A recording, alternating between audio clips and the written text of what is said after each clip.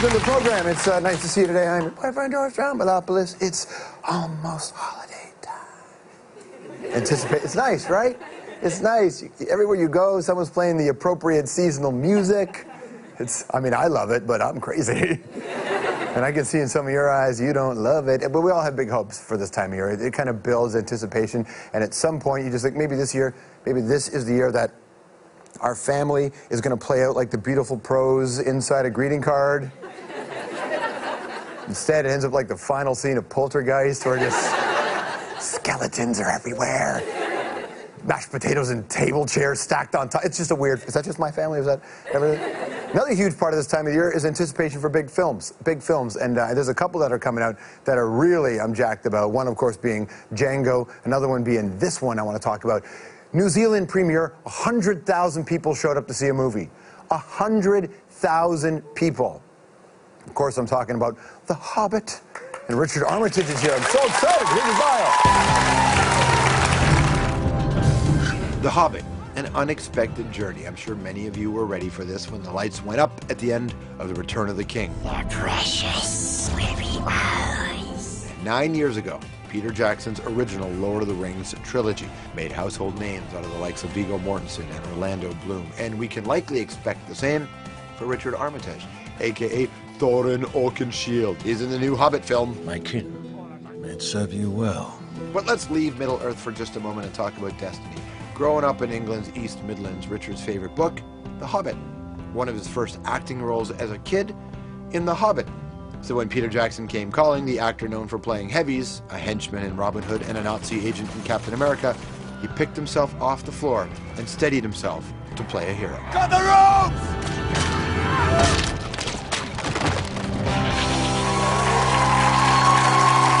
Please welcome Richard Armitage. Nice to see you. How are you? Excellent. Welcome to the show. Thank you very much. Very excited to see you. I mean, the Hobbit premiere in New Zealand, those numbers are... I know, I'm glad you got the numbers, because I was trying to work it out this morning, and I think I'd said something like 2 billion people turned up, but it did feel like quite a lot of people. We can just go back in time and I'll say 2 billion if you prefer. There's a lot. I mean, it was pretty much the entire town turned out, and Neil Finn played a set at the Embassy Theatre, and a Boeing 747 flew over the carpet with our faces painted all over the plane, so it was a pretty good day, yeah. I'm assuming you read it when you were a kid. Yeah. I was a big fan. I read it when I was 11, and then I was in a stage production when I was about 13, and I played an elf. And I was dressed in sort of wool that had been sprayed to look like chainmail, and Gollum was paper, and the dragon was like a red light with smoke because they didn't have enough money. So coming back to it a few years later, it was pretty much identical to that production. I think so. Yeah. I think so. But except now, instead of being an elf, you have a guy that's got the longest grudge ever with an elf. And the longest hair ever. Yes. Yeah. Yeah, that's pretty interesting, isn't it? It's a long sort of process of hatred towards the elves. And, you know, Tolkien wrote the dwarves as a very kind of forbidden race. They were suppressed, and they have a secret language, and they sort of bury themselves underground. So when they finally emerge, they've got a lot of agenda going on. What do you think he was trying to get across? It's interesting. I think there was something in what he did which is talking about the Jewish race. You know, the whole idea of a kind of race of people that are in exile, trying to find their way home. I think there's just a hint of that without taking it too seriously. I think too, right? He had written this book relatively long after the end of the First World War, but when he was writing it, Hitler was becoming Hitler in Germany, so this was in the era. No one knew Hitler was going to be the guy he was, but the rise was there. Yeah, and also, you know, I think a lot of what Tolkien wrote was inspired by his own experiences in World War I, in the Battle of the Somme, and he lost very, very close friends. So the idea of the small man stepping out of his front door and being asked to go into great danger and fight is pretty much what The Hobbit's about, really. That's what Bilbo Baggins goes through.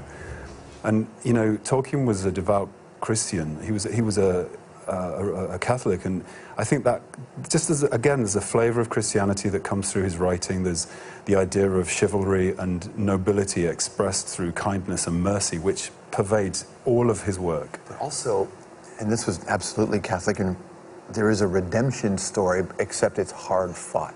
Yeah. It really is harder than most people think to get yourself to that right place. Yeah, and actually for Thorin as well, it's very much a journey where he has a thread of corruption in him that he knows about greed. Yeah. I mean, could there be anything more relevant at the moment of the corruption of greed? And he knows it exists in him, and he's, you know, his grandparents suffered this terrible dragon sickness, so God, it's sounding really serious, isn't it? It's actually, it's actually a really fun movie. It's about dwarves drinking and telling... There's a lot of bare feet flopping around and throwing food at each other. It's definitely a food fight.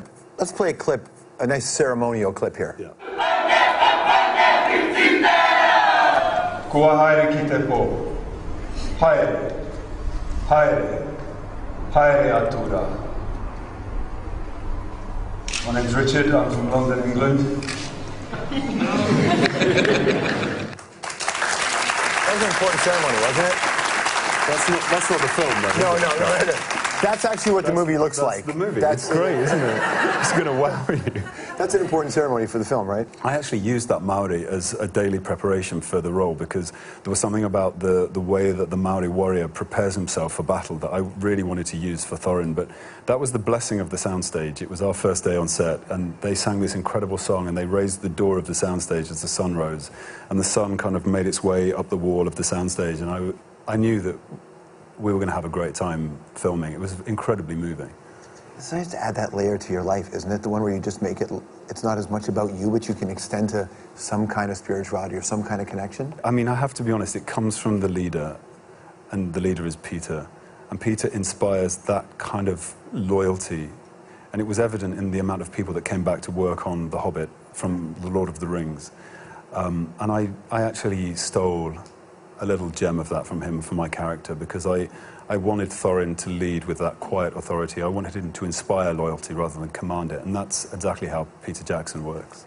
We like our heroes to be really flawed now. It used to be we like them to be a little flawed. Yeah. Where are we now? Are we the good guy? What is the good guy anymore? Well, I guess when you play the good guy, you just have to look for the flaws in him, and likewise with a bad character, you have to look for the goodness in him, and that's what's always inspired me about any role I play, is looking for those complexities and the paradoxes.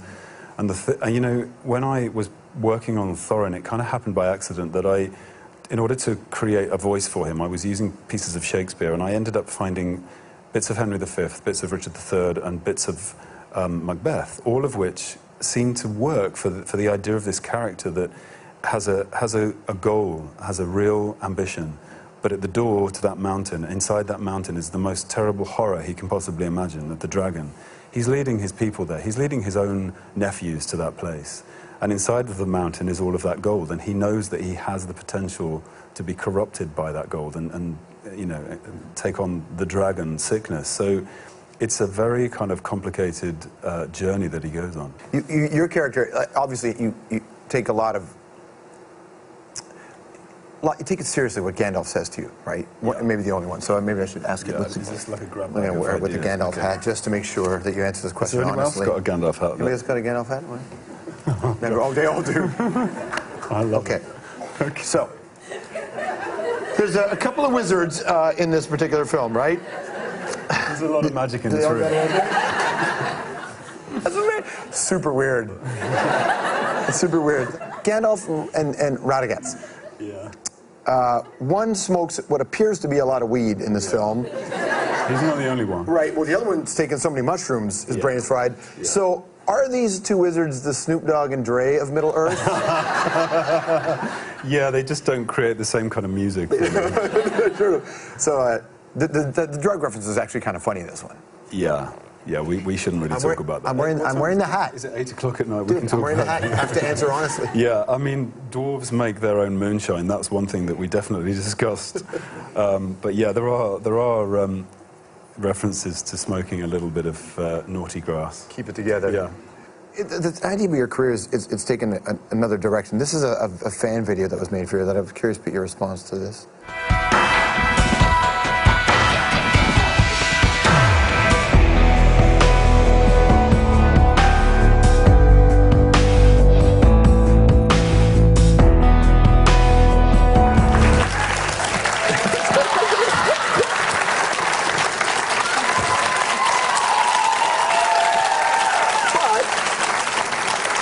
Well, now, in individual moments, right? Let's put your mic back on here. Oh, sorry. No, it's okay.